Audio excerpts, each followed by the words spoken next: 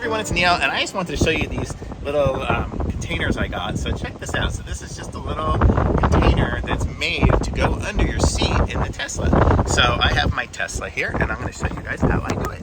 So here's my seat right here. Let's see, how do we do this here? Let's aim it correctly. So there's the bottom of the seat, and you can see, so the problem I had was the dogs would run through. And so this just slides right in there, and now it's a drawer. So check that out. And it's super easy to slide in. It actually slides pretty easy, even though it's got that fuzzy stuff on the bottom. I'm guessing it's just not touching the bottom, so it's pretty good. So totally fits in there good. I'll be able to store some stuff. I mean, I got a little mini toothbrush. I could just stick that in there. I need to throw that away. But that's it. So I'm going to put a link to that in the description. Be sure to like this video, subscribe to my channel, and I'll be back with some other reviews soon. Bye.